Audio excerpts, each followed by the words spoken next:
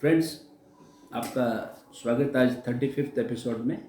आज 2 दिसंबर 2021 और मैं आज आपसे बात करना चाहूँगा कि ये आने वाले जो 4 महीने हैं फाइनेंशियल ईयर 21-22 के, ये इन 4 महीनों में हमारी जिस तरह से इकोनॉमी ने रफ्तार पकड़ी थी पहले, वो कैसे रहेंगे, और फाइनेंशियल ईयर 22-23 वो आगे कैसे जाने वाला है आपके लिए, आपकी इंडस्ट्री के लिए, आपके छोटे ट्रेडिंग व्यापार के लिए, आपके सर्विस सेक्टर के लिए, आप जिस सेक्टर में काम कर रहे हैं। तो ये हम सब देखेंगे कि ओवरऑल जब इकोनॉमी इम्प्रूव करती है तो सारे सेक्टर का हमें पूरा एहसास हो जाता है कि भाई ये सेक्टर कैसे रहेंगे और लोग कैसे अपनी स्ट्रेटेजी बनाए आगे के लिए। जो लोग कंटिन्यूएशन करना चाहते हैं अपनी जो प्रेजेंट सिचुएशन है उसके हिसाब से वो बहुत कुछ कर सकते हैं और अपने आप को प्रिपेयर कर सकते हैं आज के दिन में कि भाई नेक्स्ट फाइनेंशियल ईयर कम से कम आपका बहुत अच्छा जाए। तो मैं सबसे पहले आपसे डिस्कस करूंगा कि आज देखिए देश की स्थिति ऐसी है कि फॉरेन एक्सचेंज रिजर्व्स जो कंट्री के होते हैं वो करीब $650 बिलियन के ऊपर है। तो ये एक बहुत बड़ा इंडिकेटर है कि हमारी जो देश की अर्थव्यवस्था है वो कंट्रोल्ड है और काफ़ी जो रिजर्व बैंक ऑफ इंडिया ने जो स्टेप्स लिए और डॉलर की स्टेबिलिटी रखी। डॉलर भी आज देखिए 75.05 के रेंज में चल रहा है और इससे एक्सपोर्टर को भी बहुत फ़ायदा है। जैसे जैसे डॉलर और ऑयल की कीमतें भी आज काफ़ी गिरी, 68 ब्रेंट क्रूड जो है $68 और जो नाइमेक्स है 65 के करीब चल रहा है। तो ऑयल का जो ये इफेक्ट आया आज अपने 3-4 दिनों के अंदर, ये एक अपनी इकोनॉमी को और बूस्ट करेगा। तो इससे सबसे बड़ा फ़ायदा है कि जो आज हम ऑयल इंपोर्ट कर रहे हैं, हमारी टोटल रिक्वायरमेंट जो ऑयल की है पेट्रोलियम प्रोडक्ट्स की, उसकी 85% हम इंपोर्ट करते हैं। हमारे देश में है ही नहीं पेट्रोलियम प्रोडक्ट्स की कोई ऐसी चीज़ नहीं कि जिसे हम खुद प्रोड्यूस कर सकें। हमें सारा ऑयल ये सारा इंपोर्ट करना पड़ता है। तो 85% जिस कंट्री में इंपोर्ट हो, आप सोचिए उसके ऊपर कितना बड़ा बर्डन होगा। पर आज जो भाव कम हुए और अब एक स्टेबिलिटी की तरफ आ रहे हैं, तो हमको ऐसा लग रहा है कि ये इकोनॉमी के लिए बहुत अच्छा होने वाला है। और अभी देखिए जीएसटी के जो आंकड़े आए देश में, वो लास्ट महीने 1,30,000 करोड़ कलेक्शन था अक्टूबर का, और ये नवंबर का 1,31,000 करोड़ के ऊपर कलेक्शन है। पर ये कलेक्शन ये भी हो सकता है कि इसमें जो पेट्रोलियम प्रोडक्ट्स के जो बढ़े हुए प्राइस थे उसके ऊपर ये जीएसटी कलेक्ट हुआ है, तो थोड़ा आंकड़ा ऊपर भी है और शायद थोड़ा बहुत आगे पीछे भी हो सकता है आने वाले महीनों में। पर इससे ये पता चल रहा है कि इकोनॉमी की जो स्टेबिलिटी आ रही है, टैक्स कलेक्शन का जो इन लोगों ने सोचा था वो टैक्स कलेक्शन उस हिसाब से एकदम करेक्ट वे पे जो हम चल रहे हैं। वैसे ही डायरेक्ट टैक्स कलेक्शन आप देखिए वो भी काफ़ी बड़ा है। डायरेक्ट टैक्स कलेक्शन करीब 6.92 लाख करोड़ हुआ है वो अक्टूबर तक, तो ये भी एक बहुत अच्छा कलेक्शन है। तो इससे ये लग रहा है कि अर्थव्यवस्था की मजबूती अच्छी है और हम जो प्लान कर सकते हैं अपने आप को कि आगे भाई कैसे हम रिएक्ट करेंगे इसके लिए, क्योंकि सिस्टम में लिक्विडिटी है। आज बैंकों के पास पैसा काफ़ी पड़ा है और वो जिन लोगों की अच्छी इंडस्ट्री चल रही है, जो अच्छी ट्रेडिंग में काम कर रहे हैं, जो अच्छे सर्विस सेक्टर में काम कर रहे हैं, उनको फंडिंग भी अच्छी तरीके से हो रही है। तो आप भी अपने आप को मजबूत कर सकते हैं और आपको ये सोचना है कि भाई मैं किस तरह से थोड़ा बहुत एक्सपांसन भी करना चाहें तो आप कर सकते हैं, क्योंकि मेरे हिसाब से फाइनेंशियल ईयर 22-23 एक बेहतरीन साल होगा देश के लिए। आने वाले 4 महीने तो ठीक है, इस 4 महीनों में देखिए हमने बहुत चीज़ें देखनी है। हमारे पास इसके यूपी इलेक्शंस भी आएंगे, पर इससे कोई बड़ा फर्क मेरे हिसाब से नहीं पड़ेगा, क्योंकि जो आज की गवर्नमेंट की स्थिति है उसके लिए ये इलेक्शंस इतने मायने नहीं रखेंगे। इनकी जो पॉलिसीज़ है वो स्टेबल है और वो उसको आगे की तरफ ले जा रहे हैं, तो उसमें कोई तकलीफ आने की बात नहीं है। तो उससे बेफिक्र रहे। और इवन हम देखें कि जैसे पहले चाइना फैक्टर था, पाकिस्तान का फैक्टर था, ये सब बहुत नेग्लिजिबल हो गए अब। चाइना का भी पूरा बिजनेस इंडिया के साथ है, करीब ऑलमोस्ट $80 बिलियन का इनका ट्रेड है, तो उसमें भी कोई ऐसा कोई रिश्ते में खटास इतनी ज़्यादा नहीं आ सकती है। और पाकिस्तान तो एक बहुत छोटी सी कंट्री है जो करीब आसमली $10-15 बिलियन के ऊपर चलती है रिजर्व के ऊपर। कहाँ हमारा $650 बिलियन का रिजर्व, तो वो हमारे लिए कुछ नहीं, हम उसको कहीं भी काउंटर कर सकते हैं। और आगे देखिए कि जैसे हमने अभी रफ़ेल की डिलीवरीज पूरी ले ली और S-400 सिस्टम्स भी, जो आज वर्ल्ड का बेस्ट डिफेंस सिस्टम है, रशिया से हमने लिया है। तो आज हमारे पास कोई भी कंट्री हम पे अटैक करने के पहले देखा गया कि भाई हम उस पर अटैक नहीं करते। वो ये देखेगा अब आज हम इतने मजबूत हो रहे हैं कि वो अब कोई भी हम पे अटैक करने का या हमारे खिलाफ जाने का साहस नहीं करेगा। और इवन आप देखिए जो क्वाड बना अभी, जिसमें डिफेंस सिस्टम पूरा इन लोग ने सब आपस में रिहर्सल भी कर लिए अभी सारे, उसमें ऑस्ट्रेलिया, जापान, यूएसए के साथ हम काम कर रहे हैं। इंडिया चारों कंट्री मिलकर साथ में काम कर रही है। तो ये बहुत बड़ी चीज़ है, बहुत बड़ी अचीवमेंट है। और पॉलिटिकल फॉरेन पॉलिसी जो आज इंडिया की है वो मेरे हिसाब से इतनी बढ़िया पहले कभी नहीं थी, और शायद क्या पता कैसे आगे कभी होगी भी ऐसी। बहुत अच्छी पॉलिसी पे हम काम कर रहे हैं और इस पर हमको आगे बढ़ना है और बढ़ना ही बढ़ना है। अच्छा, अब आप देखिए जैसे स्टॉक मार्केट का भी हम देख लेते हैं। स्टॉक मार्केट में आप देखिए कि अभी आज इंडेक्स 58119 है और निफ्टी 17295 है, जो कि 0.75% ऊपर है। तो ये भी इंडिकेट करता है जब आपका सेकेंडरी मार्केट बहुत अच्छा चल रहा हो तो आपको यही उम्मीद होनी चाहिए कि इंडस्ट्री सब अच्छी चल रही है। सबके रिजल्ट भी अच्छे ही आए थे लास्ट क्वार्टर के, और अभी आने वाले क्वार्टर में भी अच्छे ही आएंगे। तो इससे इकोनॉमी की रफ्तार भी हमें पता ही चल रही है। और दूसरी बात, जो फिस्कल डेफिसिट है गवर्नमेंट का, वो 5.5 लाख करोड़ पे का मतलब 5.5 लाख करोड़ करीब आया है, कि जो कि 36% ऑफ बजट एस्टिमेट्स है। ये बहुत अच्छी बात है। फिस्कल डेफिसिट जब जितना ज़्यादा कंट्रोल होगा हमारा, उससे ये इकोनॉमी और मजबूत होगी। गवर्नमेंट के पास स्पेंडिंग के लिए और पैसा रहेगा। गवर्नमेंट नए नए प्रोजेक्ट्स में, जैसे हाईवेज है, नए रेलवे कॉरिडोर्स है, सब नई नई चीज़ें में डाल सकती है। पोर्ट्स डेवलप कर सकती है, एयरपोर्ट डेवलप कर सकती है। इससे डेवलपमेंट बहुत आगे बढ़ेगा जैसे जैसे फिस्कल डेफिसिट हमारा कम होगा और गवर्नमेंट की रेवेन्यू बढ़ रही है।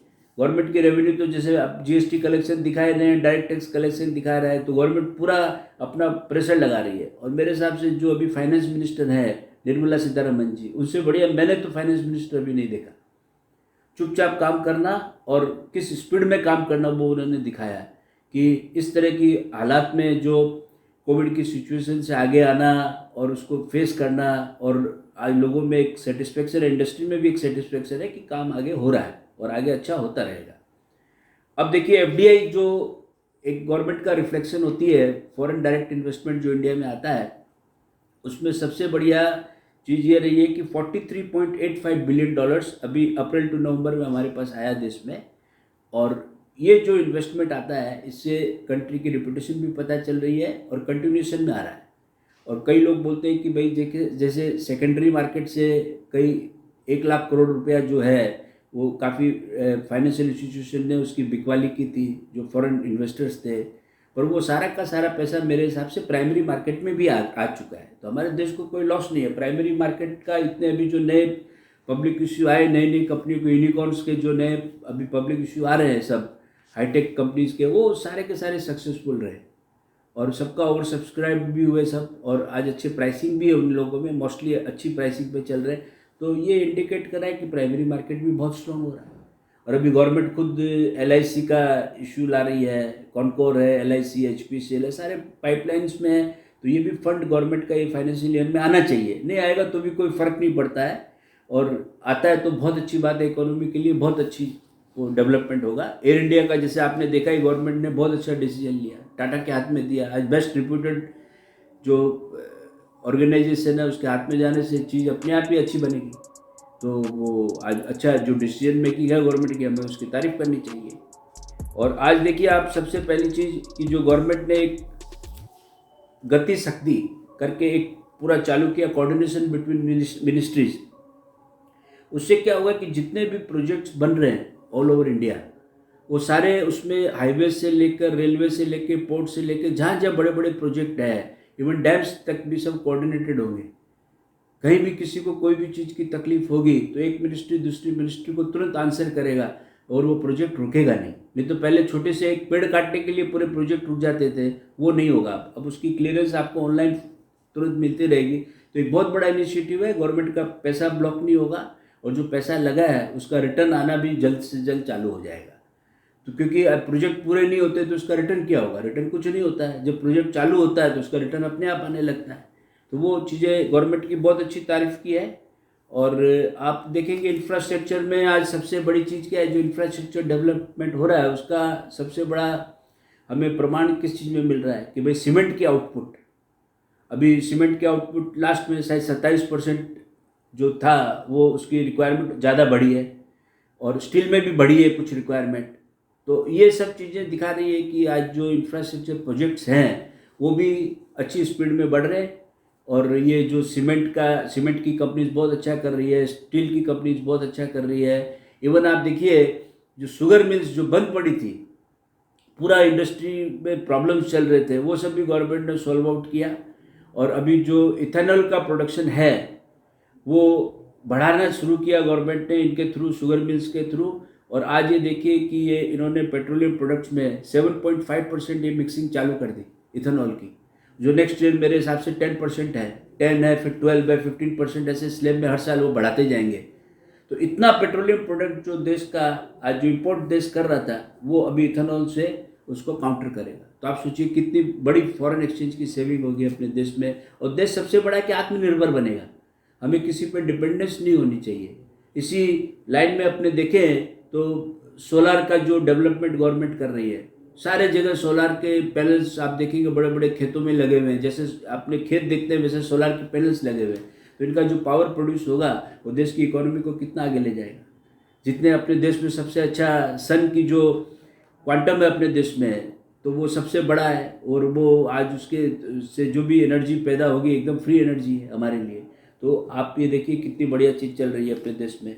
और गवर्नमेंट ने जो एक सबसे अच्छा कदम ये उठाया कि जो बैंकों के पैसे फंसे थे, आज बोलते हैं ना बैंकों की लिक्विडिटी अच्छी हो रही है, लिक्विडिटी बढ़ रही है, इसका सबसे बड़ा रीज़न है कि जो उनके पास बैकलॉग पड़े थे सब आईबीसी में, जो बैंक्रप्सी कोड के हिसाब से जो केसेस पेंडिंग पड़े थे वो सारे सॉल्यूशन पे आ रहे हैं धीरे धीरे, और गवर्नमेंट ने रिकवरी भी चालू की है।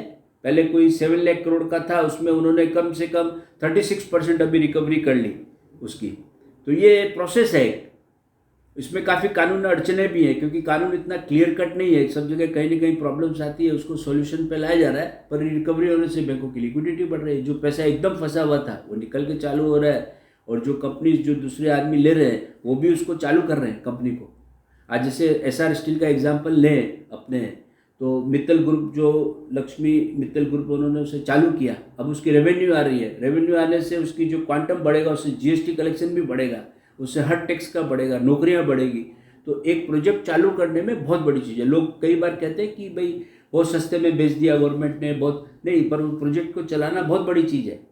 वो प्रोजेक्ट जो बंद पड़ा था और एकदम बंद होने के कगार पे था, उसको चालू करना बहुत अच्छी बात है, और उससे रेवेन्यू गवर्नमेंट की भी बढ़ रही है, एम्प्लॉयमेंट भी जनरेट होगा उससे। तो आगे हम देखेंगे कि जैसे अभी टेलीकॉम सेक्टर में भी काफ़ी अच्छा रिवाइवल आया है, आप देखिए वापस से रिवाइवल हुआ है, और अभी अब लग रहा है कि भाई तीनों कंपनियां बहुत अच्छा काम करेगी, जियो है, वोडाफोन है, एयरटेल है, तीनों मिलकर अभी ये जो अभी इन्होंने शायद सारे टैरिफ्स भी बढ़ा दिए अपने अपने, क्योंकि कोई भी लॉस में काम तो कोई नहीं करेगा, उसको आगे फ्यूचर का एक्सपांसन भी करना है इनको 5G टेक्नोलॉजी में, तो इनको अपनी रेवेन्यू भी जनरेट करनी है, उसके हिसाब से इनको काम करना ही पड़ेगा।